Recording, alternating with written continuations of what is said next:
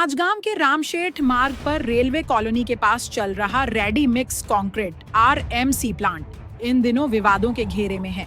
स्थानीय रहवासियों का आरोप है कि यह प्लांट महाराष्ट्र प्रदूषण नियंत्रण मंडल MPCB की गाइडलाइंस का पालन नहीं कर रहा और खुले तौर पर प्रदूषण फैला रहा है। यह पूरा प्लांट बिना किसी ठोस शेड के सिर्फ ग्रीन नेट लगाकर संचालित किया जा रहा है, जिससे आसपास के इलाके में लगातार धूल, मिट्टी और प्रदूषण का असर देखा जा रहा है। स्थानीय लोगों का कहना है कि भले ही प्लांट के भीतर लोडिंग अनलोडिंग होती हो, लेकिन बाहर सड़क पर ट्रकों की लंबी कतारें लगी रहती हैं। ये ट्रक सड़क के किनारे खड़े रहते हैं, जिससे ट्रैफिक में बाधा आती है और राहगीरों को परेशानी होती है। इसके अलावा जब प्लांट के अंदर से तैयार कंक्रीट का मिश्रण भरकर ट्रक बाहर निकलते हैं, तो उनके टायरों से मिट्टी और गीला कंक्रीट सड़क पर फैल जाता है। कुछ ही घंटों में सड़क पर धूल और कीचड़ की मोटी परत जम जाती है और वाहन गुजरते ही पूरा इलाका धूल से भर जाता है। रहवासियों का कहना है कि यह प्रदूषण अब उनके स्वास्थ्य के लिए बड़ा खतरा बन चुका है। सांस की तकलीफ, खांसी और आंखों में जलन जैसी समस्याएं लगातार बढ़ रही हैं।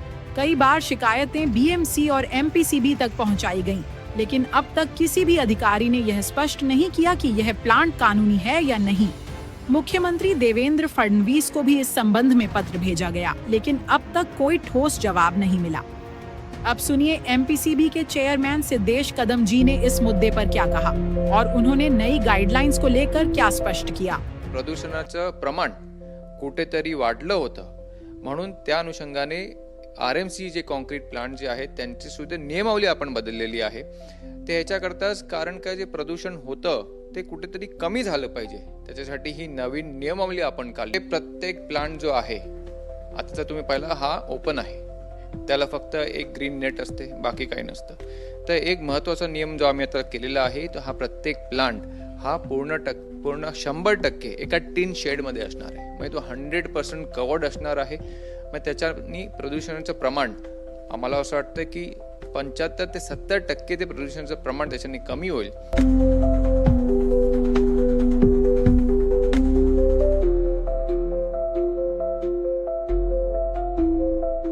ह्या जे RMC ट्रक्स आहेत, हे जे ये जा करतात, म्हणून प्रत्येक RMC प्लांटवर एक automated truck washing, tyre washing ह्या ठिकाणी लावायचं आहे त्यांना। त्या म्हणजे कुठलीही गाडी वॉश केल्याशिवाय बाहेर येणार नाही आणि ते पाणी परत त्यांना रिसायकल करून परत ते प्लांटमध्ये यूज करायचं। आणि महत्त्वाचं म्हणजे की हे सगळे नियमावली बनवताना आम्ही कुठेही ठोकशाही किंवा कोणाही जबरदस्ती केली नाही। अनेक मीटिंग झाल्या स्टेक होल्डर सोबत, मग ते डेव्हलपर्स असू द्या, मग ते तुमचे RMC स्टेक होल्डर्स असू द्या, नंतर तुमचे स्टोन क्रशर्स असू द्या, या सगळ्यांच्या आमच्या मीटिंग झाल्या।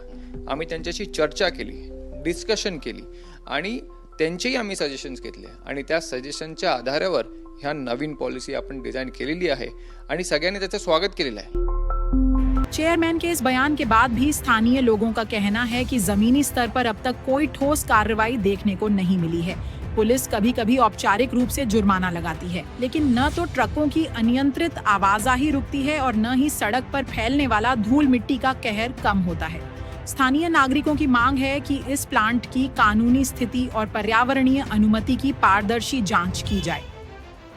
MPCB और BMC मिलकर प्लांट की वास्तविक स्थिति का सर्वे करें, ट्रकों की सड़क पर पार्किंग और प्रदूषण फैलाने की घटनाओं पर सख्त कार्रवाई करें और अगर गाइडलाइंस का उल्लंघन पाया जाए तो प्लांट के संचालन पर तत्काल रोक लगाई जाए।